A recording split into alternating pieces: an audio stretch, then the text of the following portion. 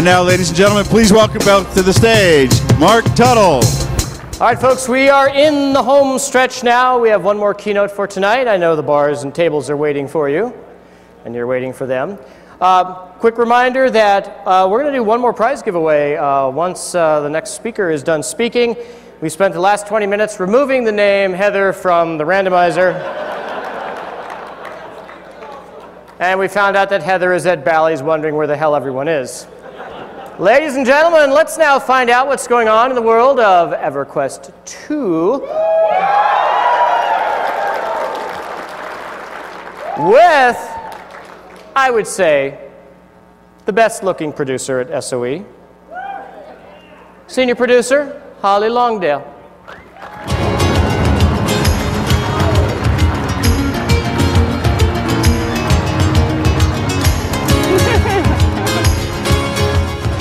Thanks, Mark. That was weird. Women want respect in this industry. I know you guys want to get to partying, so I'm not going to do any creepy shtick for you. We're not competitive here at SOE Live, or on our teams, certainly not. But I do want to say, in all honesty, I really am proud to be here at SOE Live again to talk about this amazing game we have called EverQuest 2. It is incredible to believe that we are celebrating our 10th anniversary next year. Yeah. It's been a crazy ride, right? Yeah, it's been a crazy ride, and we thank you for sticking with us, too. And this ride is nowhere near over. My team, this team of incredibly passionate and creative developers have a lot more they want to do for you. This game is going to keep getting better all the time. And why is that important? Because it really does matter to us that you have a ton of fun in our game and that you have really amazing experiences. So last year at SOE Live, we talked a little bit about how we were going to make that happen with what we called our show not tell philosophy. Also at SOE Live last year, we learned a lot from you. We spent a lot of time talking with you. And it became really clear to us how critical it is that we keep open the lines of communication between you and us. So we put some focus on that last year. So to start with, when we got home from SOE Live, we revived what is known as the Area 51 forum. And there we invite some community leaders and players, and we ask them to sign an NDA. And we openly talk about features we have in development. And not just that, we talk about features that we have coming in the future. And the feedback and input in this forum has been incredibly valuable. They're a really good voice for you, our players. So not only that, this team focuses every day reading the forums. They're reading /feedback. They're reading all of our /bug reports. They are also dedicating 1 hour at the beginning of every day, if they can do it in that time, to fixing bugs. In the past 6-7 months, this has resulted in fixing more than 1,000 bugs. Some of them have been around since the beginning of the game. And this is important to us because we really do want you to have a smooth and fun experience. We really do care. And speaking of players, too, we wanted to take a second and talk about Player Studio and how it's been working for EverQuest 2.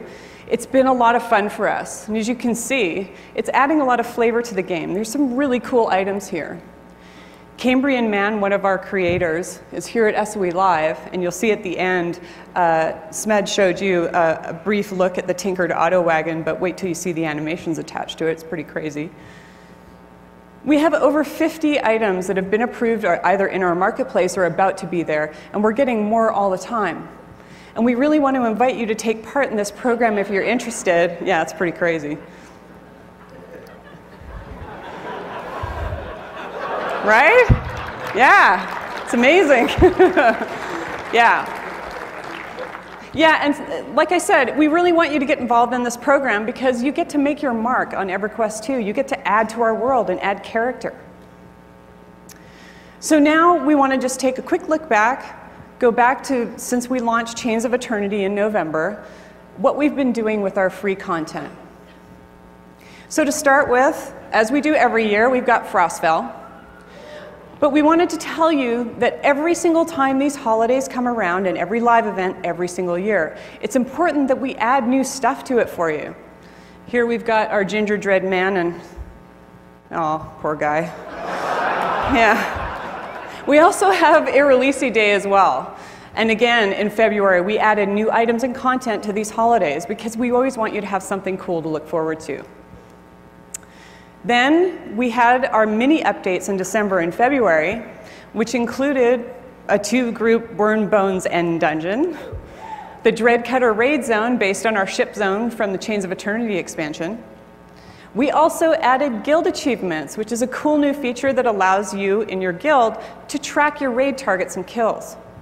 We also added guild depots, so now you can store and share all your materials. Yeah. We also added around that time adornment removers. We added bag sorting and swapping, and a few other features too. So for a mini update, we added quite a few little improvements to the game.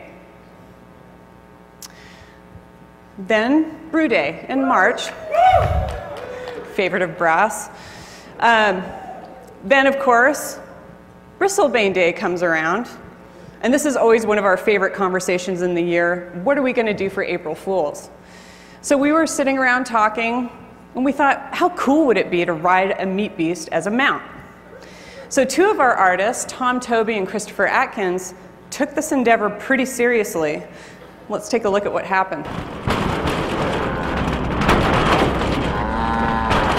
So Chris and I finally corralled a meat beast. One of us has to milk her. Not again, Tom. Rochambeau. Fine. 1, 2, 3. You're in. Man, you never go. It's always my job.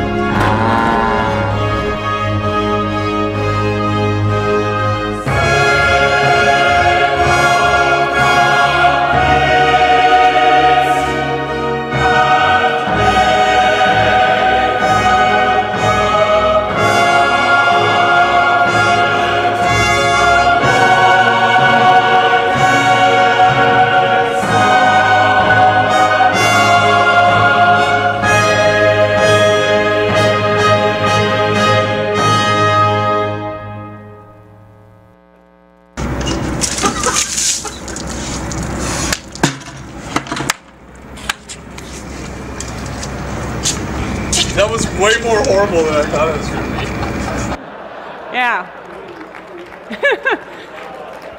No sacrifice is too great for this team, as wrong as all of that was. Then it was just a few weeks later, on April 30th, we released GU66 Scars of the Awakened. And this was a really huge achievement for us, not just in the amount of content, but it was a real advance for us in terms of storytelling.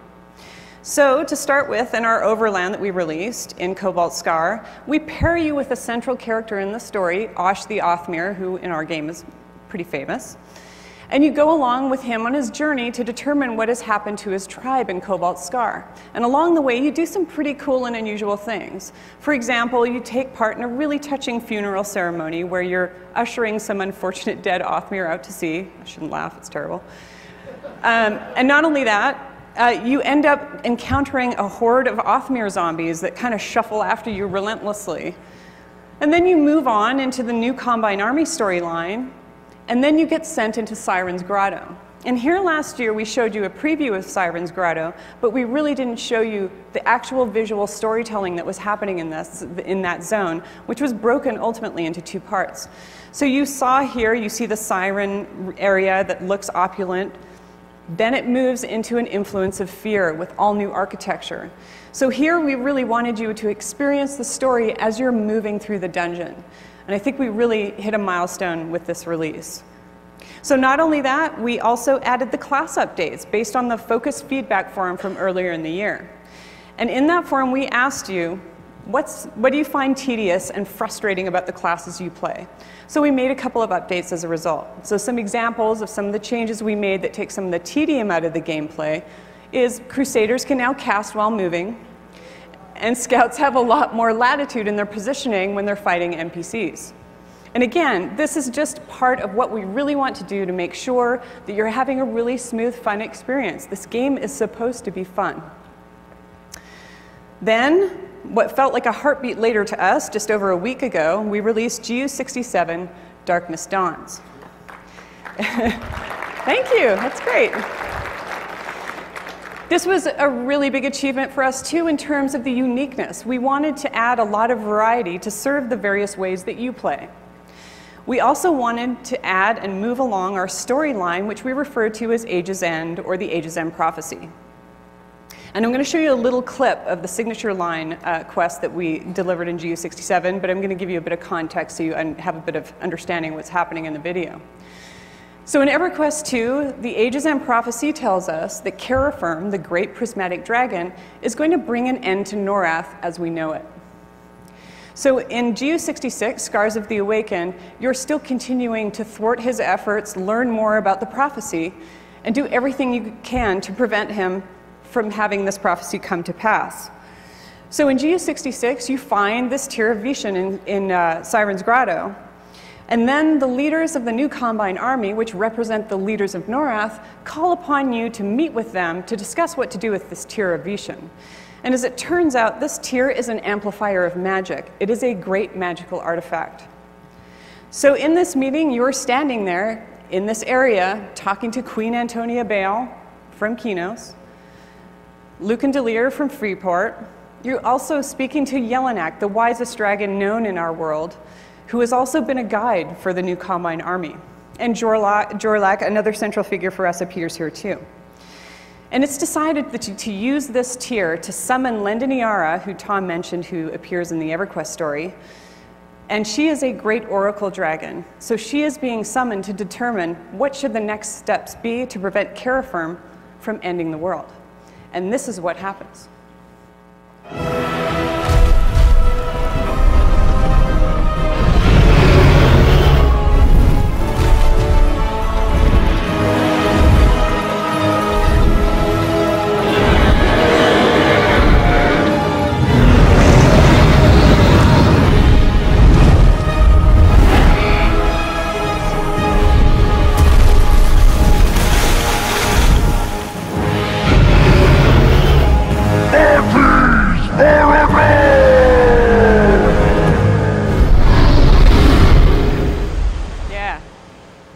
Amazing, right? And keep in mind too, this is from the player's perspective. So we really wanted to make you a central part of the story and really make you feel part of the action here. And as I said, this is only a small piece of that signature line where we really wanted to deliver the story for the world and make you feel an essential part of it. We also added 3 new avatars of the gods to the world. The contested versions out in the Overlands with Salusek, Ro, Prexus, and Drenal.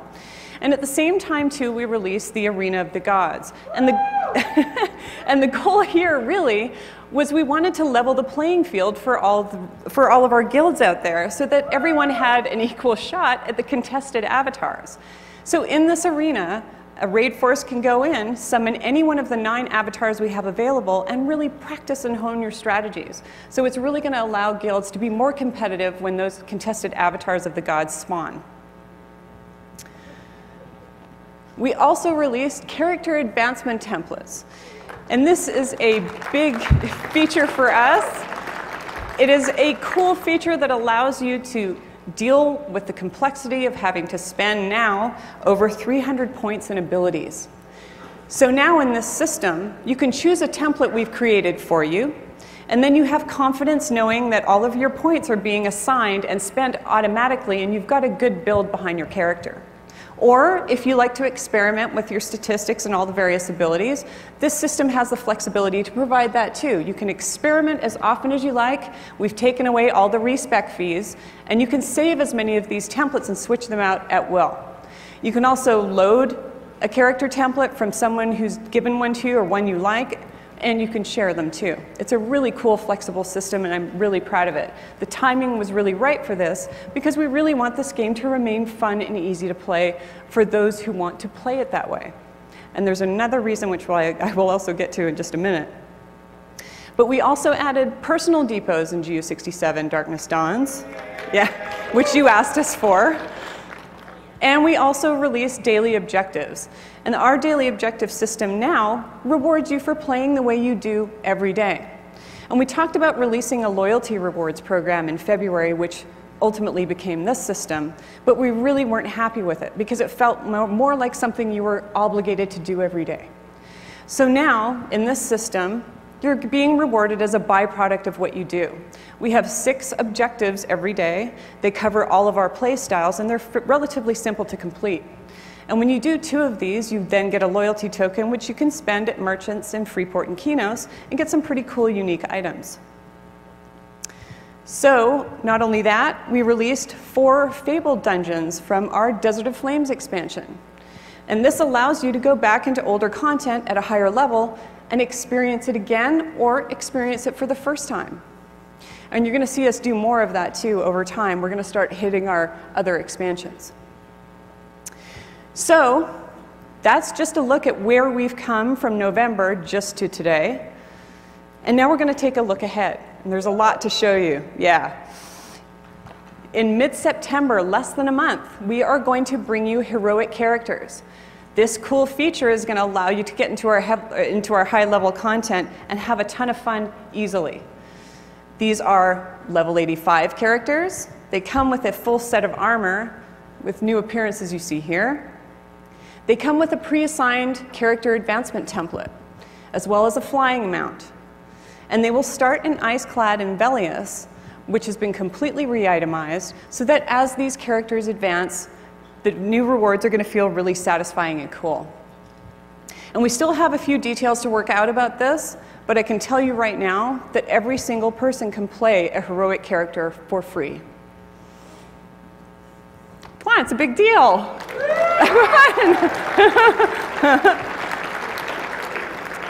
And then, about the same time, you're going to start to see pre-orders begin for our next expansion, our 10th expansion that we're calling Tears of Veeshan. Yeah, this is a cool one. Yeah. We're referring to this one as our high-level dungeon expansion. We've got 1 amazing overland and 9 dungeons. You're also going to see a return of really deep, incredible content in this expansion. This team is working really hard to add depth that you haven't seen in a long time. And what do I mean by that? You'll get signature line quests. We're adding a mission system into this expansion. You're also going to get collections as you usually do. But what you're going to see more of are what we call our point of interest, flavor, and storyline quests at the local level. So not only will you be participating in the story arc for the entire expansion, but every single dungeon we have will have several local stories that'll be interesting to you and lots of stuff to do. So we're excited about that. We also have really cool new dragon abilities, new dragon AAs. And a really cool feature about these is every single archetype is going to be associated and paired and get themed AAs from a legendary dragon from our history. So healers are going to get Wuoshi AAs. Fighters are going to get Jelinek AAs. Mages, Trachanon AAs. And scouts are going to get Dozakar AAs. And these AAs are available starting at level 10. And not only that, we are going to be adding 20 points to our ability system to bring the total to 340. Yay! 340 points, yay! We're also super excited to bring you a brand new itemization plan, not just starting with this expansion, but this is going to continue on in our future. We have a lot to tell you about in this plan. We know you want more uniqueness in our items.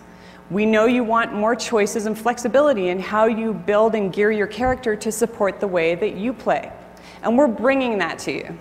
So tomorrow from 5 to 6 p.m., please come to the panel and get some really cool details about this system. I think you'll be really happy with it. And as part of our free live content, finally, we're giving you mercenary slots. Now you can store more than 1 mercenary. Yeah. Right? I know. Yeah, now you can switch them out at your convenience whenever you're out in the field. No more going back to the city. Yeah. We're also expanding our guild hall system. We're bringing you tier 4 guild halls for Freeport and Keynote. Yeah, lots more room to store your stuff.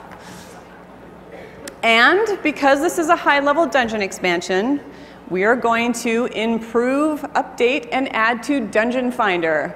And I mean it, seriously. It will be good, I promise. And not only that, at the same time, it's going to fix Matchmaker for the Battlegrounds too. So a lot of work is being put into really updating and fixing this system, and I think you're really going to enjoy it. Really. Really. Yeah. And last but not least, we're bringing a brand new class into EverQuest 2. It is called the Channeler. It has completely unique mechanics and abilities. It comes with a pet. It is a priest archetype. It's a priest archetype that uses a construct pet.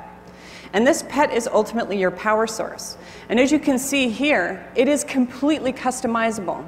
You'll be going out in the world gathering parts for this amazing construct, and at the same time gathering abilities. And these are completely independent, so you can mix and match at will and build these however you like. And we also have appearance spells that will be available in the content that will drop that you can collect too to add even more customization to this construct pet. It uses a bow as its primary weapon. Yeah, it wears leather. And this team has worked incredibly hard to make sure that we were ready here at SOE Live for you to play test this new class.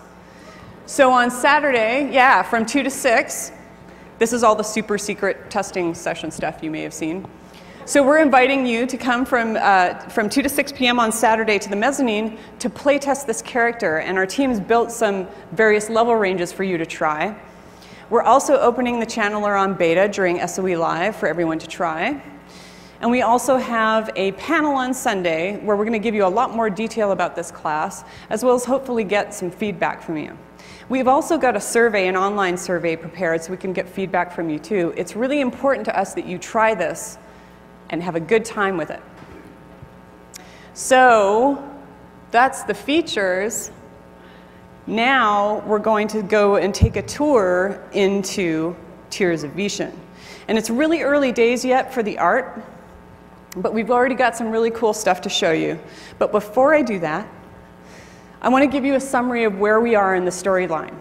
So in the signature line that I showed you just a moment ago, I'll tell you the 3 major things, the 3 significant things that happen there that's going to lead into the storyline for our expansion. First, that big dragon you saw there was Terraform. That had to be Tom. Terraform has made off and stolen the Tears of Veeshan. And this is bad news, really bad news, because he's already actively using it. He also, in that scene, he killed Jelinek. He killed the wisest dragon in our world that's been helping the new Combine army deal with this threat of Terraform. And what we don't see here, another part of the signature line quest, is ultimately that the new Combine army, the great united army of Norath, is now in ruins. It is no longer. So we are now at the most delicate point in our history, and there's no one left to defend the world except you. So you're going to be asked, when this expansion begins, you're going to be going to, you're going to learn a couple of really important things. So first, you're going to learn that when Jelinek died, as all dragons do, they go to a place known as the Eternal Broodlands. And that represents the overland zone for this expansion. So you're obviously going to see some really cool stuff and lots of dragons, because that's where they go when they die. And you've killed a lot of them at this point. And there's that. And so you will be traveling to the Eternal Broodlands, and when you get there, you're going to reconnect with Jelinek.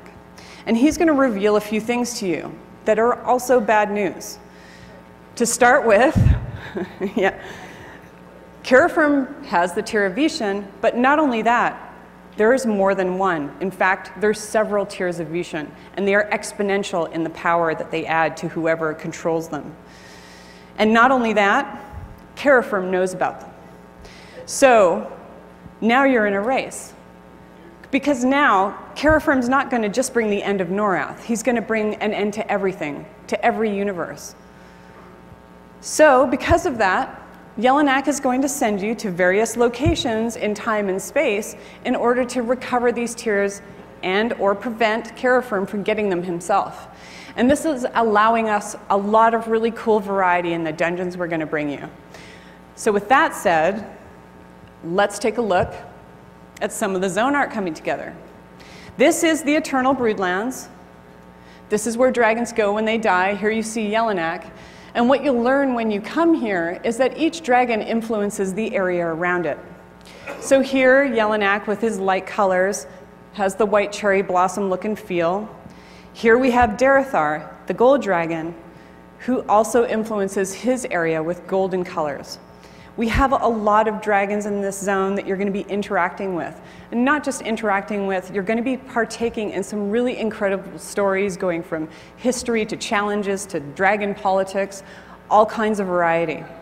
You've got Wuoshi, you'll see Harladar, there's Drazak, there's, give me a few others, guys. Lord Vim, that's right.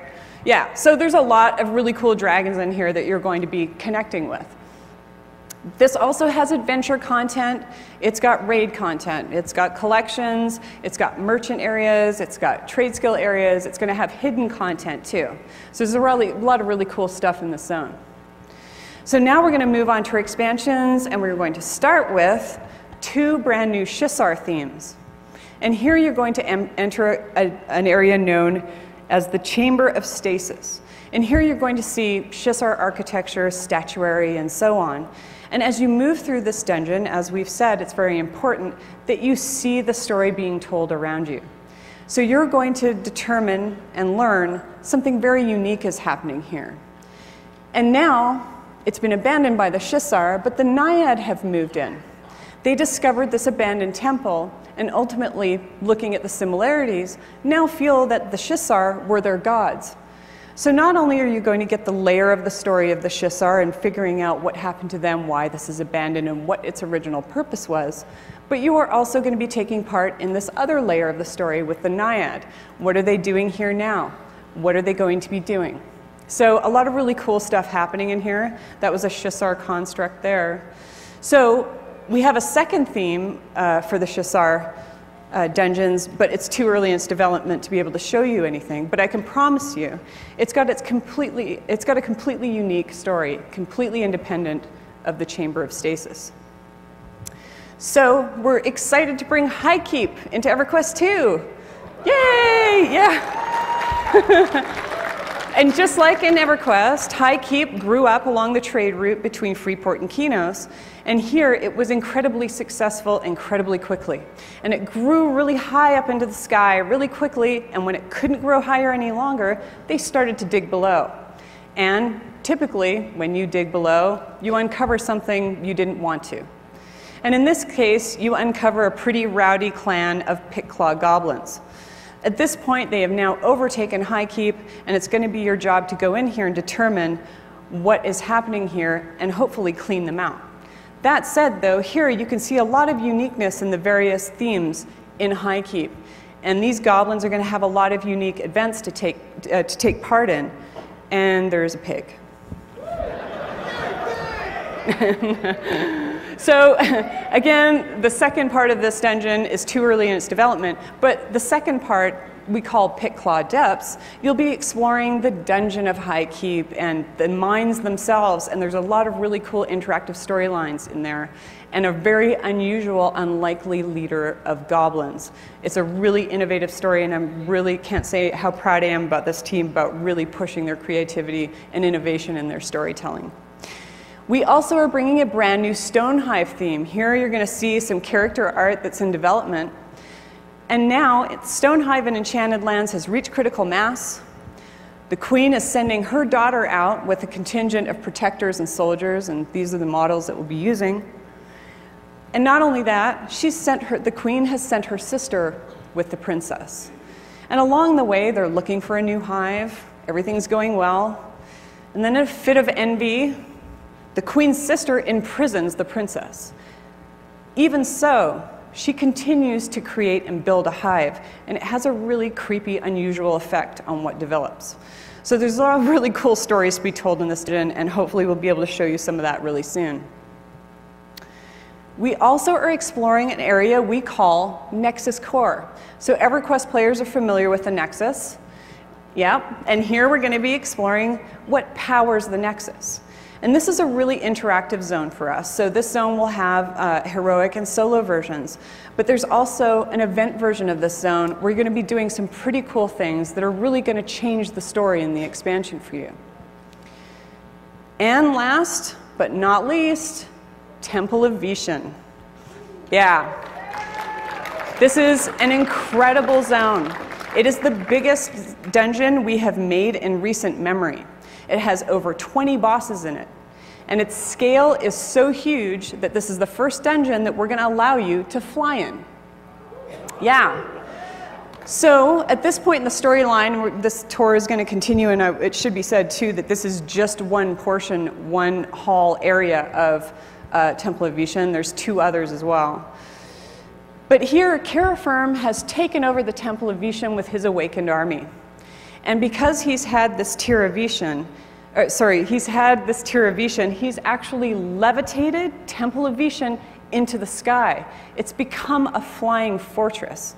Not only that, he can use the power of the Tears of Veeshan to push this temple through the veil. So like I said, it's pretty dangerous stuff. He's coming into the Eternal Broodlands too, and there's going to be a really incredible storyline you're taking part in here, as well as all the incredible bosses you're going to find. You're going to be spending a lot of time in Temple of Vishan, I promise you. So those are the zones for our expansion, and that's the summary of it. We obviously have a panel tomorrow. Please come to it. You're going to get a lot more detail. And we're not done yet. We still got a ways to go, and we're always looking ahead. This team is always, always busy. So to begin with, we have a brand new Frostfell Zone coming last year. And as I started, yeah, we always want to be making new stuff for you, making it cool, making it fun. Yeah, complete with rainbow bridges, of course. Naturally, yeah. Yeah, it's an amazing, incredible looking zone. And not just that, in January, we're going to add new raids. We're going to do our next set of Fabled dungeons. We're going to move on to our second expansion, Kingdom of Sky, and add some of those. And we've got a really cool interactive PvP zone we want to release too around that time.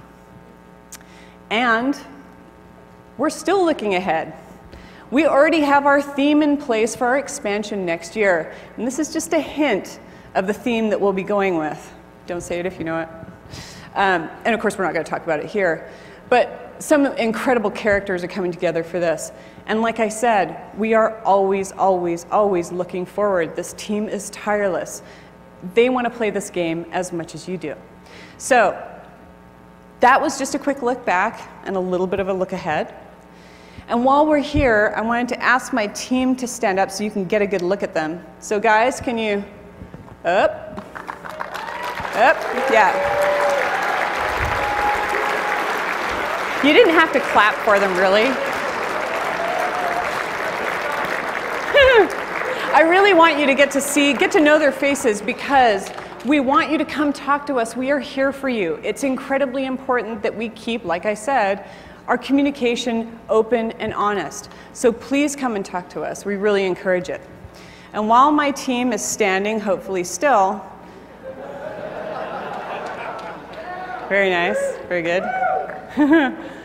We really do want to applaud you and this incredible game that we call EverQuest 2. So really, thanks to you guys. Really. Yeah.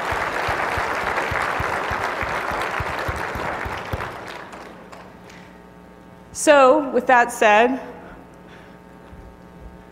I'm going to give it back to Mark. No, really, have a good time here, everyone. Really speak to us. It really is important. All right. And here's to EverQuest 2. Thank you very much.